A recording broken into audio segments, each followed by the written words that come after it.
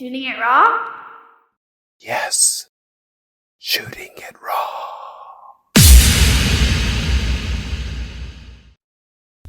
To me, I've always enjoyed taking pictures. And I spend a lot of time outdoors doing just that. And to me, it's catching that moment in time where everything was just as it should be. It was perfect in its peace and how it was presented to you. The way I see it, this is my belief, how God put it in front of my eyes for me to see it exactly how I was meant to see it, and to be able to capture that moment in time is, to me, amazing. It's amazing. Brings tears to my eyes.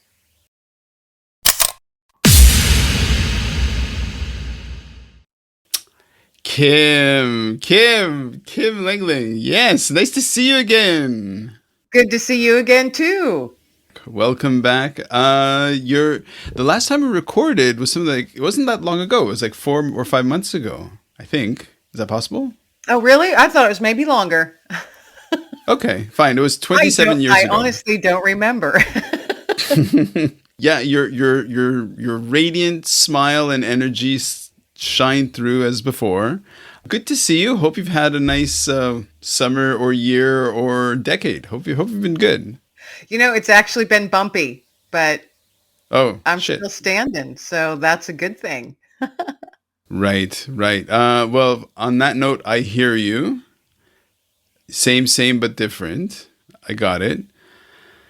Listen, what do I remember from our conversation? Nuggets of hope. Are you still handing out nuggets of hope? You better believe it. Yes, I am. And I've started making little videos and putting them up on my YouTube channel. And I'm kind of going full bore with it because I needed so many of them myself for like the last 6 months that, when that happens for me, I go into help others because that helped me. Yep, I got that for sure. Yeah. So yeah, and I remember you served, right? You served. What branch of the military was it again? Air Force. Air Force. Wow. Okay. Wow. Okay. Well, I don't think you mentioned that it was the Air Force, but okay. Nice to know. Oh, actually, can you explain to me something before we go? So, what is your last name and how? Like, where does that come from? What kind of name is that? Did I ask that last time? I don't know if you did or not. It's my ex-husband's last name. And Okay. it's a German name. Ah, okay. Because a lot of people think it's Asian. Right. But it's actually German, and it goes back to like the 1400s in Germany. Okay. Right. Yeah, it's actually quite interesting, the backstory to it. But yeah, it's German. Okay. Thank you very much. Your first photo.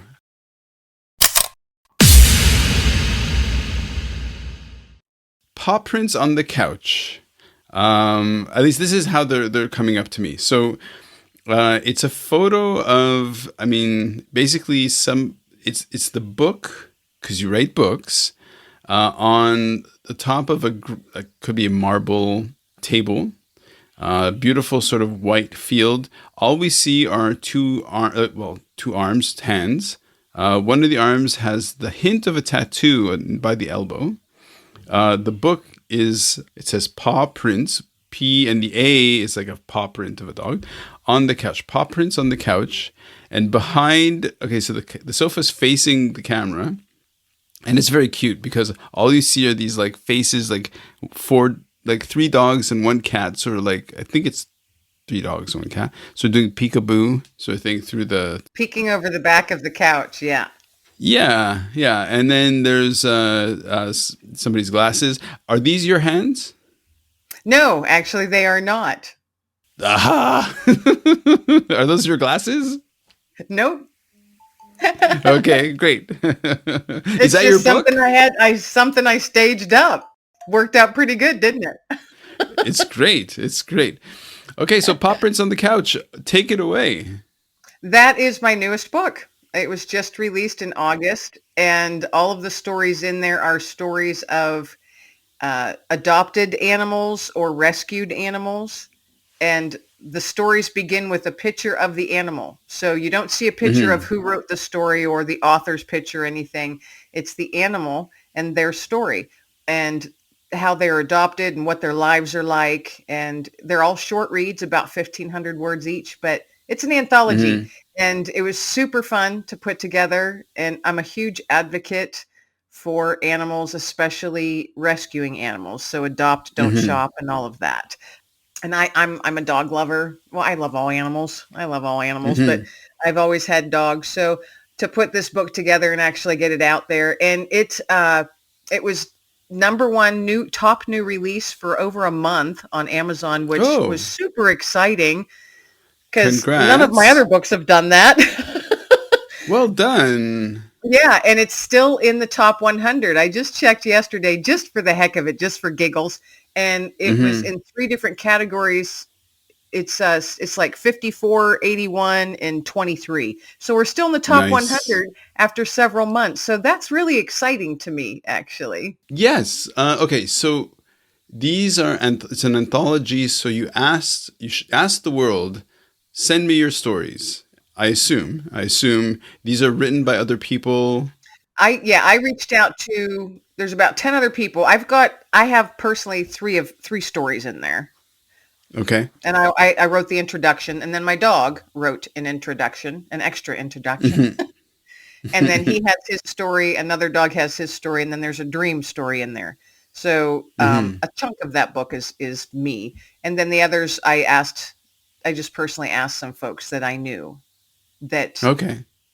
I knew that they had good stories with their animals, good rescue stories.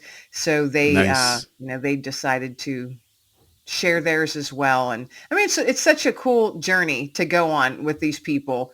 And I love creating and coordinating anthologies because I get to meet some amazing people, and the stories that they share, they're pretty raw, and you have to make Hmm. yourself kind of vulnerable to do that. And I'm always humbled that people are willing to do that, and they're entrusting me with their words to get them out into the Hmm. world. That's fantastic. Pawprints on the couch. I'm just gonna keep repeating it so people can go and order the book. It's always hard to know. I was talking to somebody and they were sort of saying that it's like an album. I actually talked to somebody. My guests for this coming week's podcast, we're talking about how do things become popular, and like on a record, for example, a band didn't think a particular song was especially good, yet that's the one that captured people's imaginations. So in the same way, it hasn't been that long that the book's been out, but is there one story that really kind of seems to hook people? The feedback that I've gotten, and I get so emotional with this book Mm. because there's a lot of giggles that you'll get in the book, but you're gonna need some Kleenex when Mm. you read it because pets' lives don't last as long as we would like them to, and there's always those goodbyes. And Yeah. there's my dream story in there that ends the book, Okay. that kind of closes the book out, and it's called A Special Visit. And it's a dream that I had after my dog Digger died. And I'd had him for 14 years.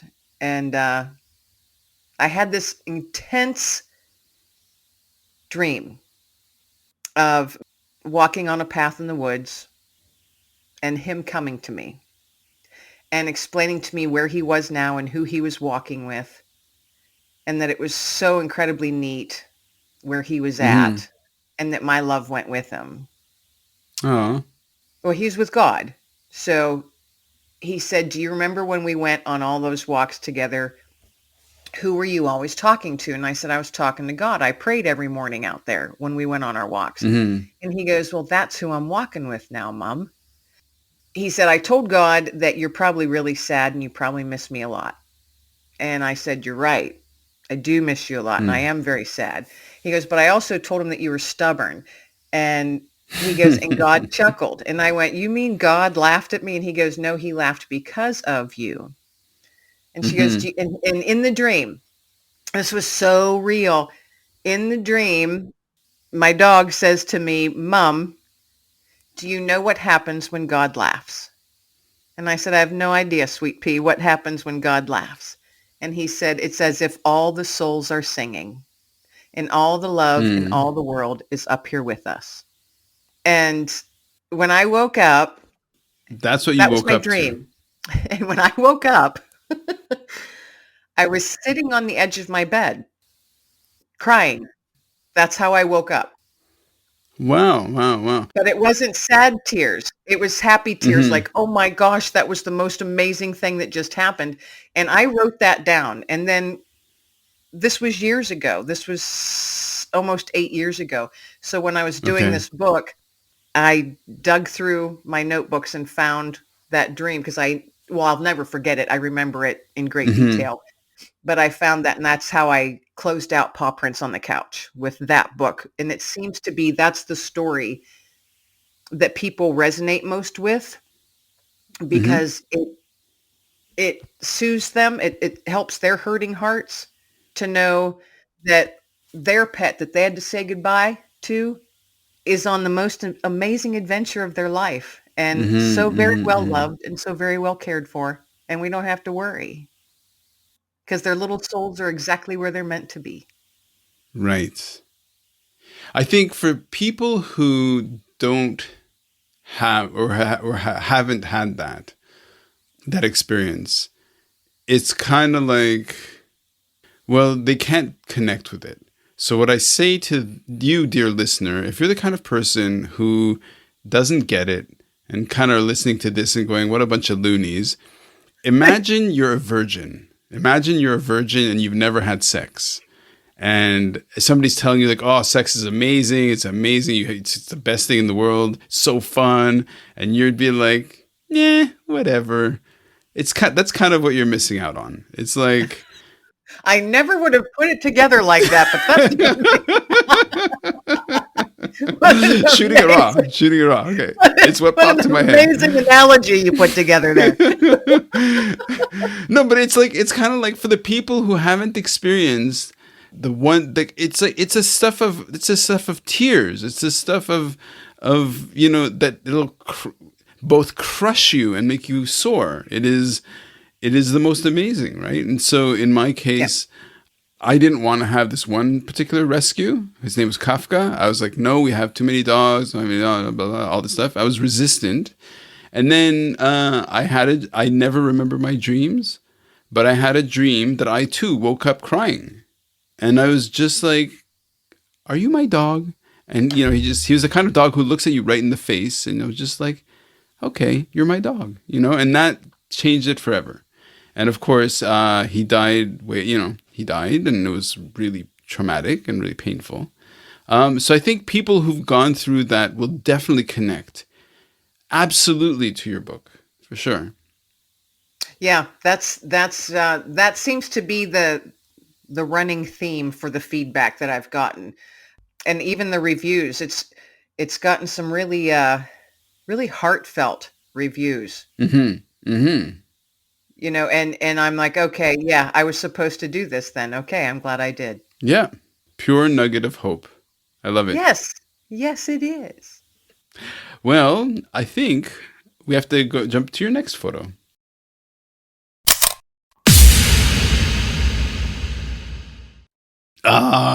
Speaking of nuggets of hope. Okay, okay, okay. So in this photo, it's the light is very soft. It's probably raining outside. It looks like it's autumn. Northern East Coast. I mean, in the far distance, you can just sort of see a bit of the kind of weird deciduous. There's maybe some grass, some leaves on the lawn. Hard to know. I'm basically describing what the photo isn't. But what the photo is a very close, warm, intimate, sweet portrait of you holding up a fresh, brand new baby. I think this is called, yeah, you call it grandma. That was my little nugget of hope that arrived in October. Oh, okay. First grandbaby. I'm a grandma. Congrats. And very nice. October, what's the date exactly? October. October 11th. Very nice. Okay, sure. For those who were born October 11th who are listening to this, congratulations. Yeah. Yeah, that was really very, very exciting because I had just had lung surgery 4 weeks prior to that. Lung. Yes, Okay. lung Wow. Okay. surgery. Okay. Like a part of my lung was removed. Whoa. And nothing, there was once everything was checked and everything, I'm fine. There's no cancer or anything. But there was something in there that shouldn't have been, so it had to be removed. So Right. all of that was happening while my daughter was 8 months pregnant, and Mm-hmm. it was all kind of weird emotionally. She was stressed, and I didn't want her to be stressed because she was 8 months pregnant, and she came and helped take care of me when I got home from the hospital because I could do nothing. And it Mm-hmm. was a very long, long recovery period for me. Well, as can be imagined. Today is 9 weeks, and I'm still in Wow. it. I'm not 100% bounced back, but my doctors say I'm doing much, much better than they anticipated, that I'm, Nice. doing much better. So, but it was really rough. And when that little nugget arrived, safe and sound and healthy, and my daughter's texting me from the delivery room because I couldn't go to the hospital, Mm-hmm. and I'm at home waiting, when I got, she sent me pictures of her holding the baby and her husband, and everybody was healthy and fine. That was my motivator. That was my nugget Yep. of hope, my motivator to say, don't let this pain overcome you. You're going to be stronger than the pain you're in right now. You're Mm-hmm. going to breathe better. You're going to be able to walk better. You're going to be able to do things better. Just, this is why. This is why this wasn't cancer. This is why you're still here, because Mm-hmm. of this Mm-hmm. little nugget that was just born. So that was my nugget. So that was a picture I had to include in this. So, because I'm the kind of person who doesn't go away from these sorts of things, what was the source of your lung dysfunction? Was it something from smoking? Was it from work related No, fuel?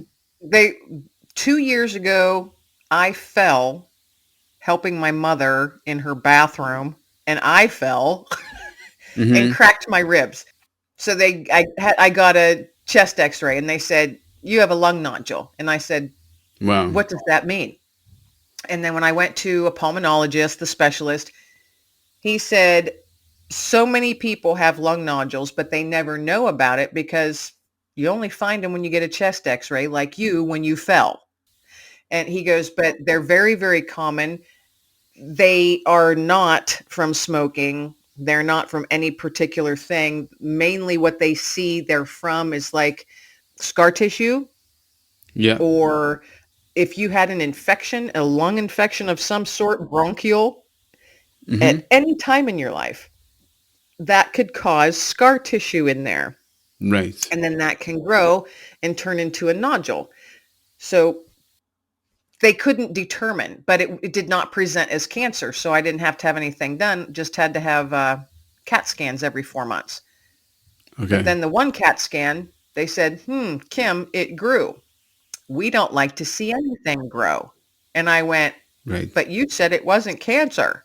And they said, we Right. cannot 100% say it's not because it grew. And now you have something growing in your lung that should not be there. We recommend removing it. Right. And then, of course, my brain goes, ah, Sure. you're going into my lung.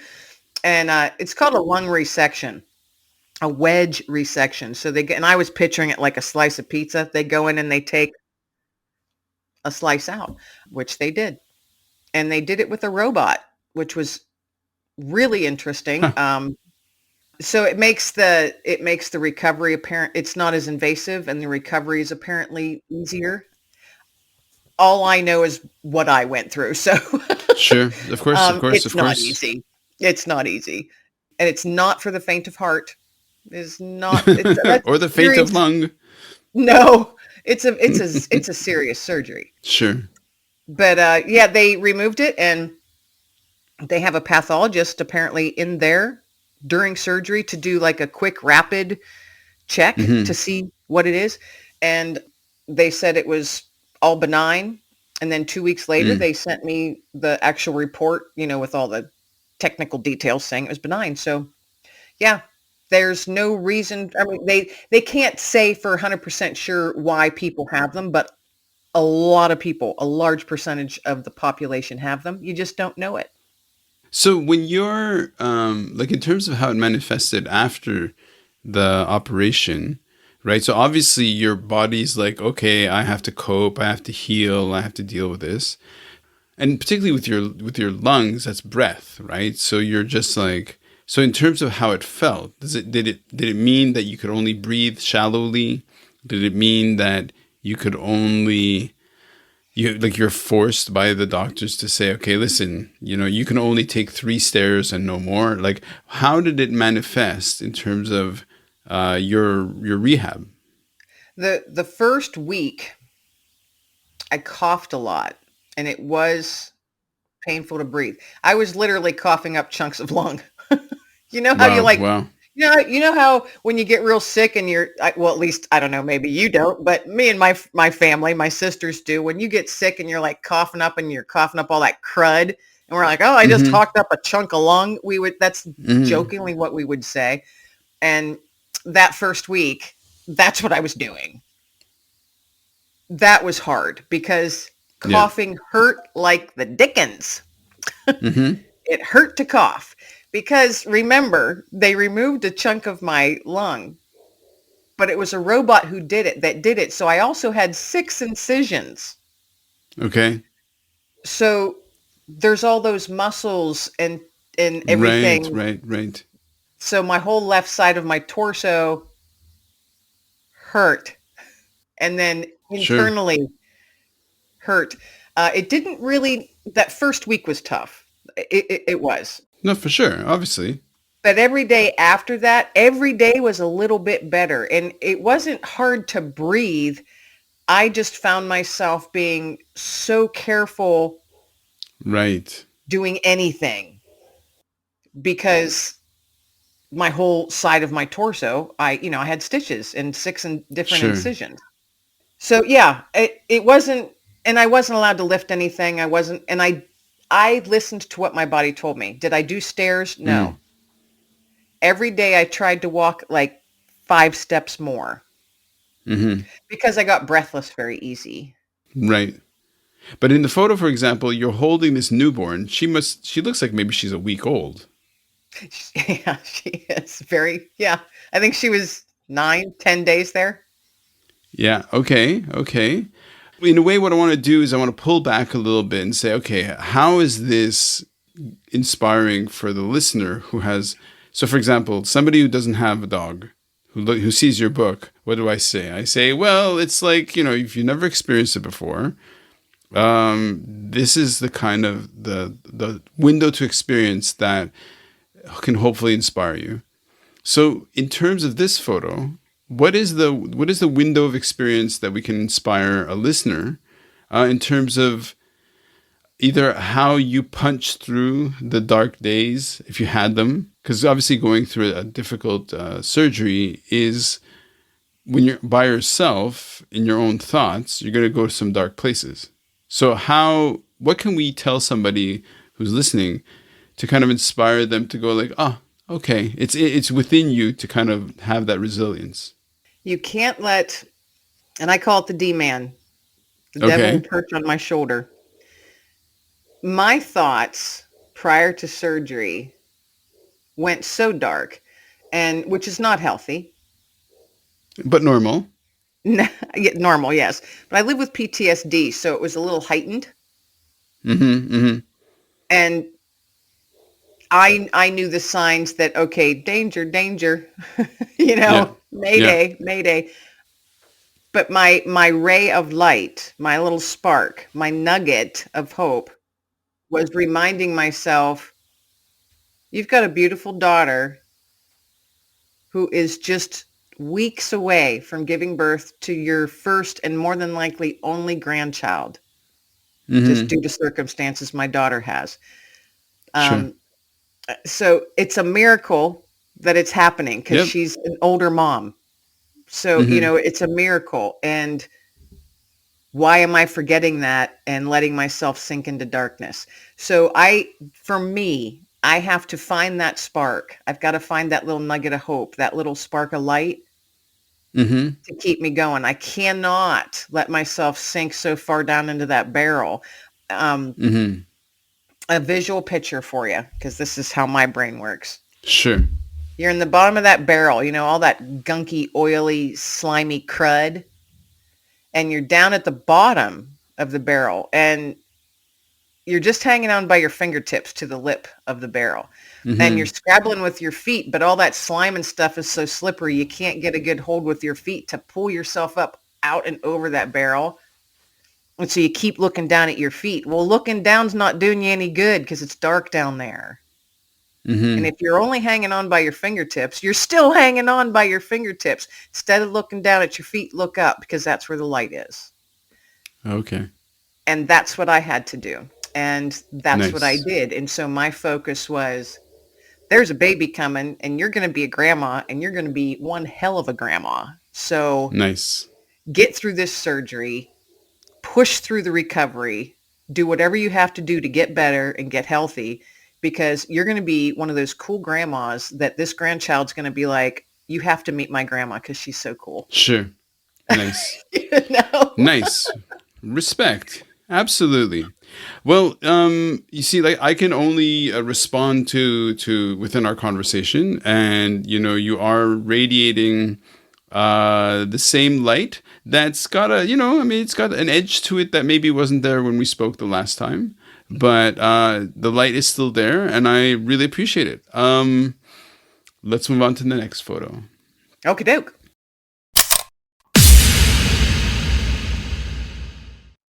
Oh, look at this. This is great. Okay. I think you called it pumpkin. No, Dex pumpkin.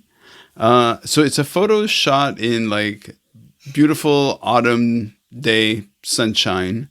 It's basically on the deck. So the wood is like that beautiful kind of exposed wood that was kind of stained, so it's quite dark and rich.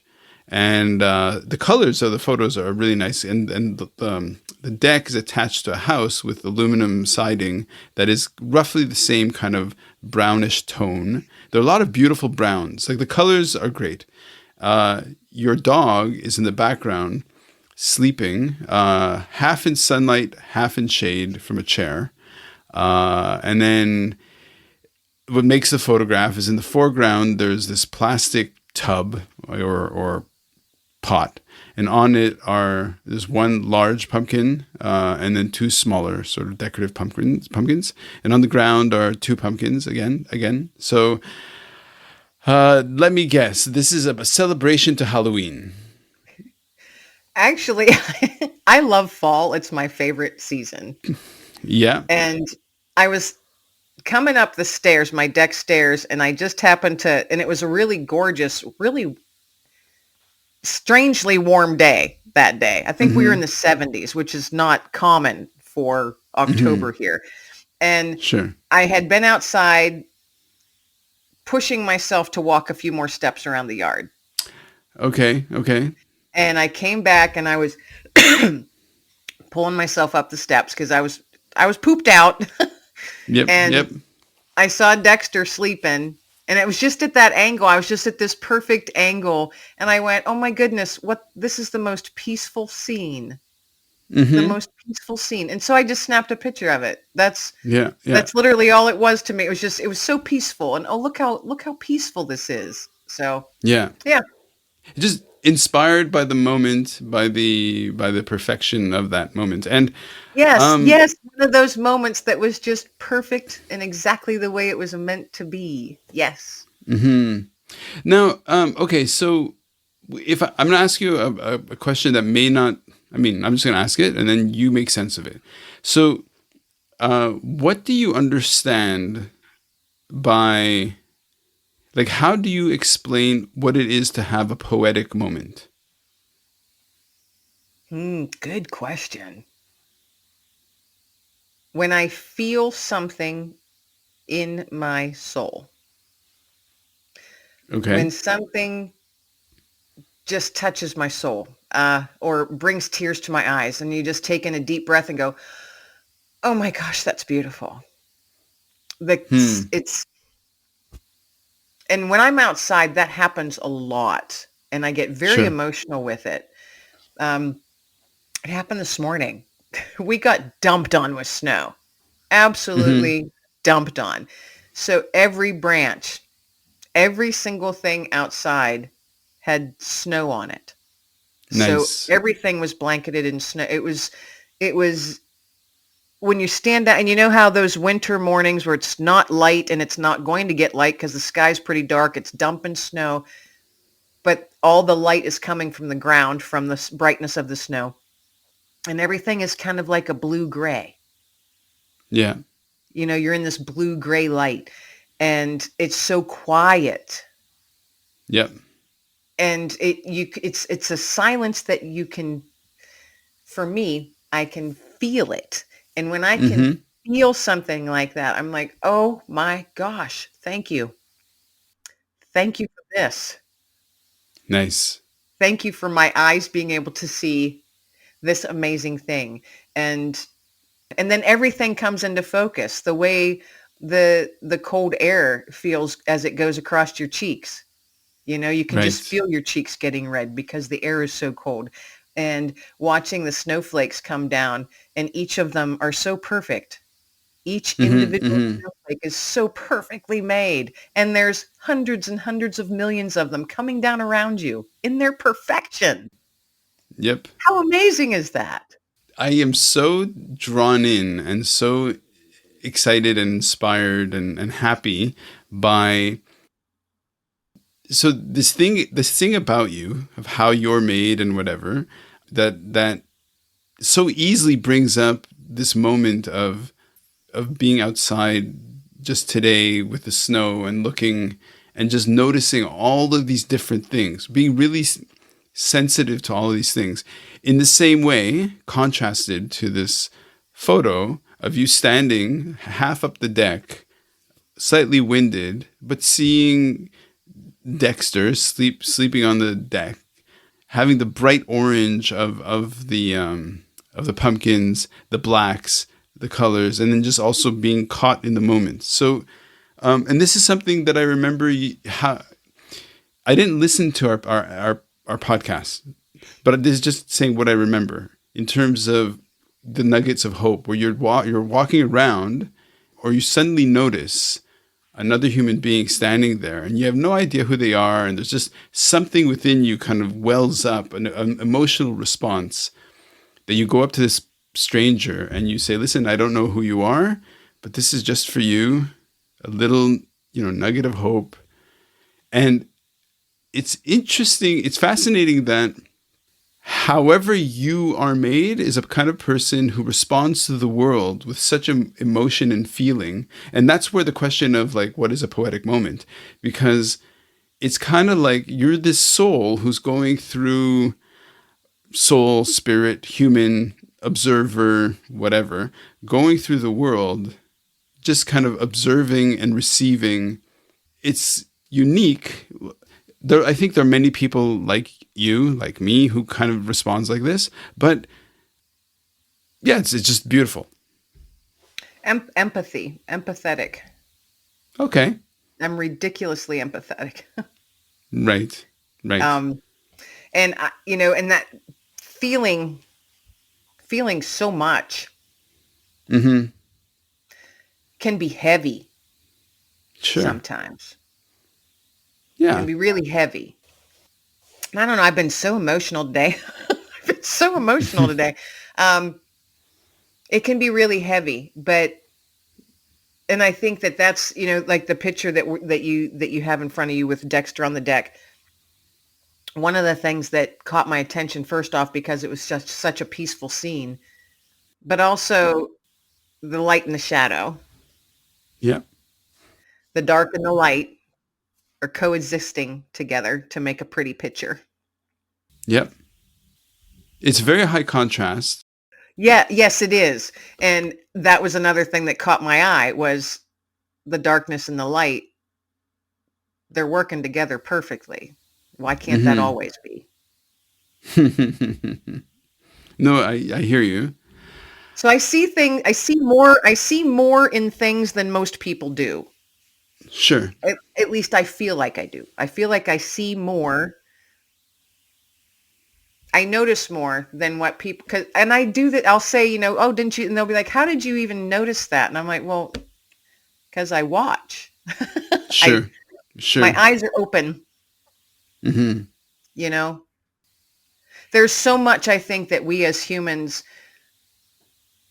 just,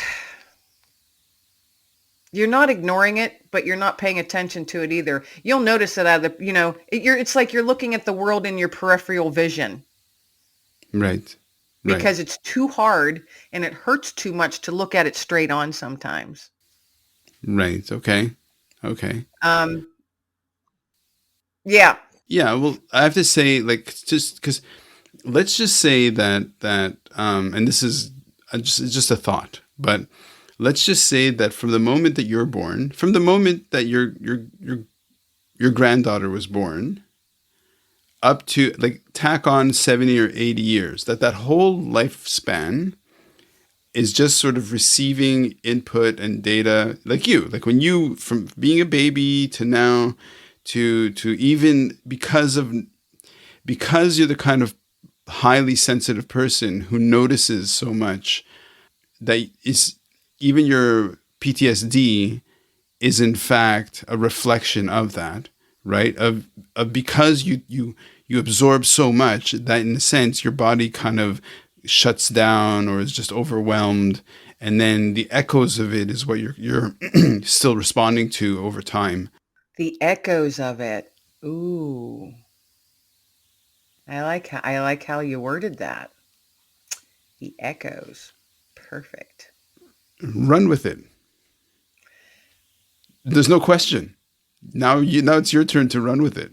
Yeah, no, I was saying the echoes. I just found that to be the perfect way to describe so many things. Sure. So there we so in a sense that very same person who holds that newborn, who sits and paints hope on small pebbles and hands them to people, and that same person who makes the photo of her dog in this beautiful light, and who notices things like the shadow and the striking color contrast of the orange, yellow, black, brown. Like, in a way, it's somebody who has no idea about color theory who looks at this could sort of say, like, wow, like the colors just seem to pop against each other in a way that just are so vivid. Let's just say there's a question. There's no question, but just how do you express that to a person to understand that they too can go in the world and maybe see the world differently? I think everyone is so busy and so focused on their next step and where they have to be and what they're doing. They're too busy looking ahead to pay attention to the here and now. And they don't let themselves feel it. They don't let themselves experience those moments because they're so busy with all the clutter Mm-hmm. that's going on, and they're not looking at anything straight on. It's all peripheral because everything, it's like you're in this fast subway and and you just see all this blur going by on each side Mm-hmm. Mm-hmm. Mm-hmm. and just going through your day. Oh, got to do this, got to get to work, got to drop off the kids at daycare, got to pick this one up, got to do this, got to get groceries, da da da da da da da. And you, at the end of the day, you lay down, you're like, ugh, tomorrow I got to do it all over again. Right, right. And you neglected to pick up any of those little nuggets that were tossed in your path all day long Mm-hmm. because you didn't take the time to look. Even if, and I'm always telling people, gosh, I've been there on that rat race, that wheel, hamster wheel thing. I did it for years. I know what it's like to be a young mom and a young family. And, it's just constant insanity and run, run, run, run, run. I know that. But I also do remember taking those few minutes just for myself, whether it was 2 minutes or 10 minutes, to go in a room by myself and just breathe, Mm. to get outside and just don't think. just stare at the sky if you need to, Mm-hmm. you know, go stand amongst some trees, just stand in a little copse of trees and take a deep breath. Yeah. So, I mean, do you have like just the language that you're using? So, do you have a kind of history of being exposed to explicit ideas of meditation, be it yoga or be it like whatever it is? Like, I thought yoga and all that was kind of woo woo. okay, I no, I've not been, I've not experienced it or participated or done any of that. No, sure. this is just me spending a lot of time in the woods. Well, that is meditation, right? Like you're just being aware of where you are, who you are, what's around you, your breath. And there's something very oddly interesting in the fact that part of what you're saying and what we're talking about is the breath. And maybe that's just because we're talking about that you're just post operation on your lung, which I had no idea would be the source of conversation. Like, so it's Me quite, either. I don't know. You know what I mean? Like it's all interconnected and it's, quite beautiful in its own way for sure. Yeah. No, meditation, I've never sat on a Hmm. floor and purposely tried to meditate. I've Right. never tried that. And it probably is a form of meditation for me when I'm outside. The way I see it is, this is how I can explain it. I open up all of my senses. What Hmm. can I see? What can I hear? What can I touch? What can I taste? What can I feel? All the senses. And then that sixth sense kicks in. Hmm. And when that happens, not all the time, but when it does, that's when those experiences are just like, I am so at one with nature right now.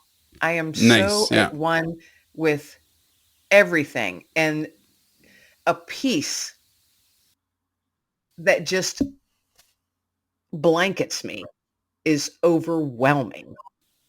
Exactly. Pure, mindful, present awareness. Exactly. Exactly. And it's like you get so full.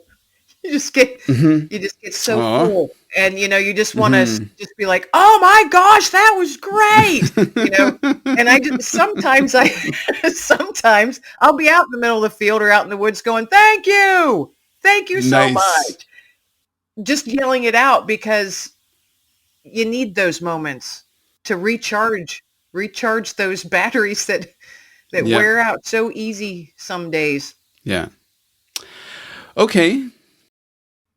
Well, let's move on to the next photo. And 1 second before we do that, promote your book 100%. We have to keep it in the top 100 for the next 6 months, 6 years. Awesome. Oh yes, hey, why not?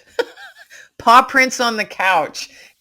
Yeah, grab yourself a copy on Amazon, folks. You will need some Kleenex, but you're also going to be smiling and giggling. And if you've been a pet lover or you've had pets in your past, it's going to make you remember them with love. So Mm. Aw, it's a lovely, and they're all short reads, 5-minute stories, folks. So it's something you sweet. can pick up and put down numerous times. So yeah, it's a lovely gift for someone, actually. And the links will be in the show notes.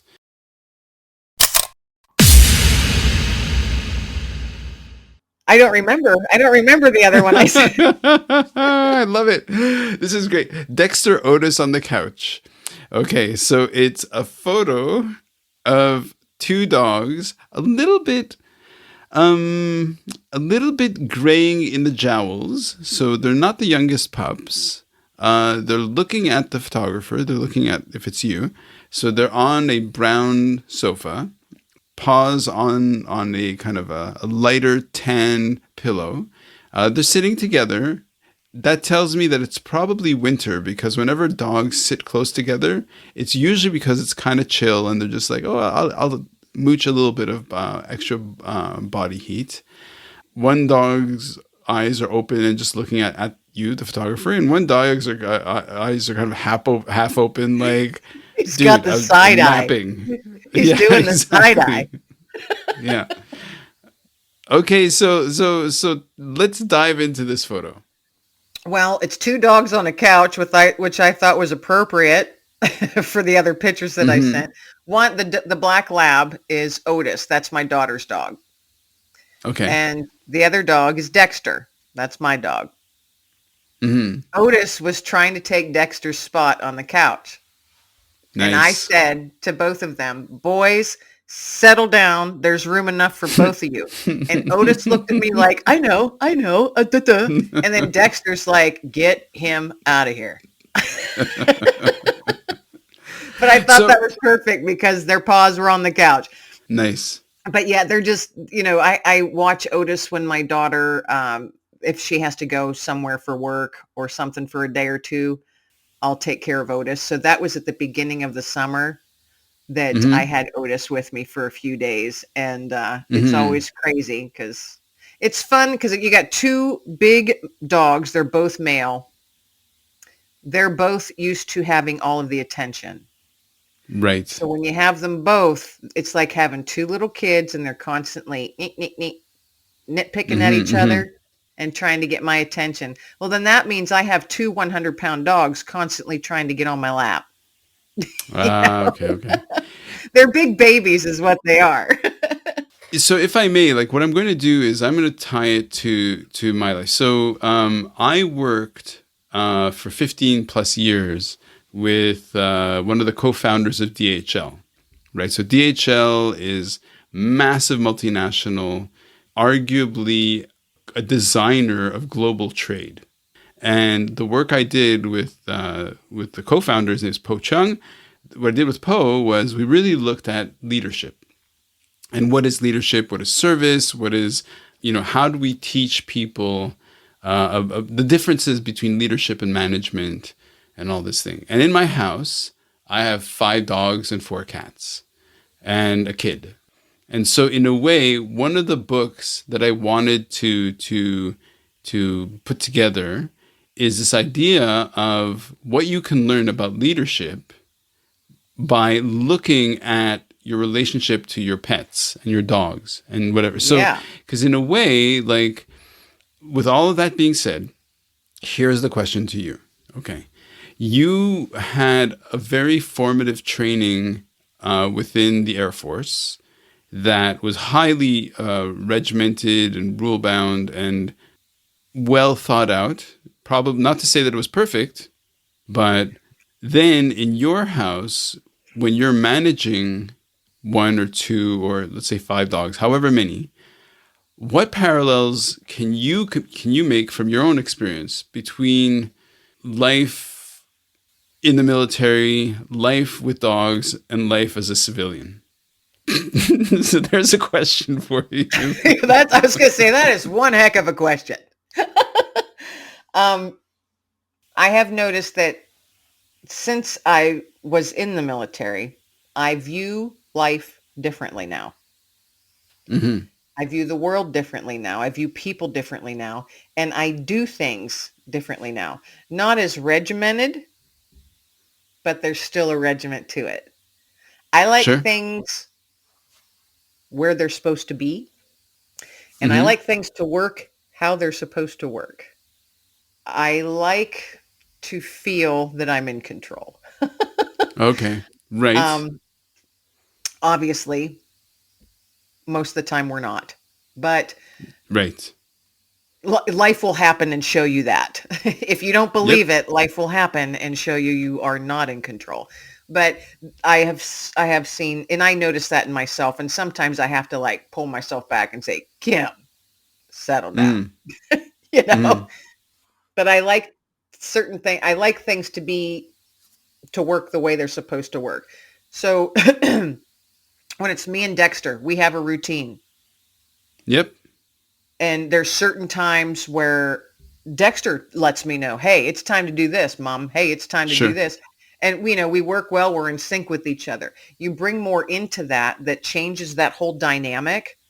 And then Yep. my brain has to do all kinds of rearranging.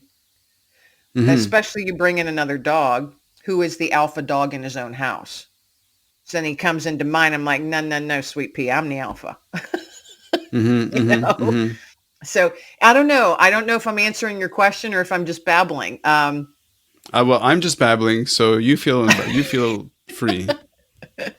So it's just, yeah, I find that I like to have certain, I know I'm not in control 100%, but I like to be able to control the things that I know I can control. Okay. Okay. Whether that's healthy or not, I don't know. Sometimes it's probably not, but Mm. that's me. That's how I am. I'm always, very observant, and I like things the way they're supposed to be. Hmm. Hmm. So, like for a dog who like dogs are really great at reflecting the energy back at us, right? So they take their lead from us, and then in a certain extent, like how often do you check yourself again? I know this is going to sound really strange to somebody who doesn't have dogs, just like what the hell you're talking about. But how often do you check your own internal leadership brain or your own internal behavior to sort of say like, oh, what am I learning here because of what Dexter's giving back to me? You know what I mean? Because when you give a certain energy to your dog and they give it back at you, you can either kind